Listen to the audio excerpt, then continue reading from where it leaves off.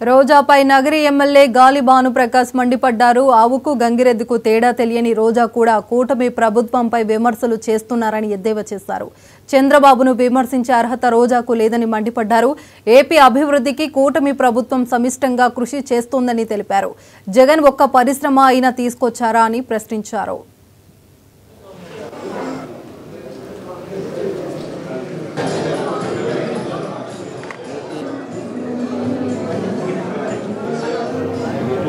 వాళ్ళ వైసీపీ వాళ్ళ వైఖరి కానీ వాళ్ళు చేసే ప్రవర్తన కానీ రాష్ట్రాన్ని సర్వనాశనం చేయాలా ఏదో విధంగా అంత కుటిల ప్రయత్నాలే. ఎంతసేపు కూడా రాష్ట్రం బాగుపడాలి, ప్రజలు బాగుండాలి, సంక్షేమం బాగుండాలి, అభివృద్ధి బాగా జరగాలి, ఇండస్ట్రీస్ రావాలి, ఉద్యోగ అవకాశాలు కలపాలి అని ఒక పూర్తిగా పక్కన పెట్టేసి ప్రజల్ని ఏదో విధంగా అన్యాయం చేయాలి, ప్రజలకి అన్ని సదుపాయాలు దూరం చేయాలి, ప్రజల్ని మోసం చేయాలి అనే ఒక నానుడు తప్పితే పూర్తిగా అంటే ఎక్కడ కూడా చూడండి అన్నీ కూడా దొంగ లెటర్లు పెట్టడం, అమరావతికి అభివృద్ధి చెందకూడదని లెటర్లు పెట్టడం, పోలవరం మీద లెటర్లు పెట్టడం. పోలవరం అంటే వాళ్ళు డెవలప్ చేశారట. సిగ్గు ఉండాలి, శరం ఉండాలి, మనిషిని పుట్టినాక కొద్దిగానే ఉండాలి.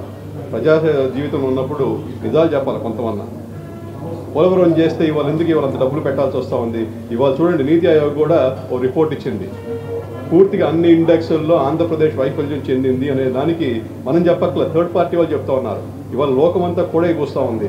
ఆంధ్రప్రదేశ్ పూర్తిగా సర్వనాశనం అయిపోయింది, ఏదో విధంగా దాన్ని రెక్టిఫై అని చెప్పి బాబు గారు పూర్తిగా రాజకీయాలు కూడా పక్కన పెట్టి పూర్తిగా ఆంధ్రప్రదేశ్ కోసం అని ఆయన రోజు కూడా తాపత్రయపడుతున్నారు. ఇవాళ దావోస్లో కూడా మనకున్న లిమిటెడ్ రిసోర్సెస్లో కూడా ఆయన ఆంధ్రప్రదేశ్ని ఇండియా మ్యాప్లో, వరల్డ్ మ్యాప్లో, చిత్రపటంలో పెట్టే ప్రయత్నం ఆయన చేశారు.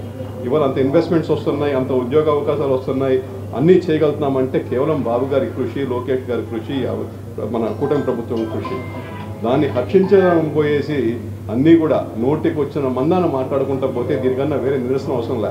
ఇవాళ చూస్తున్నాం వైసీపీ లీడర్స్ కామాంధులు, ఇంత అంటే అరాచకం, ఇలా దౌర్జన్యం, విచ్చలవిడతనం, భూ కబ్జాలు, దానికి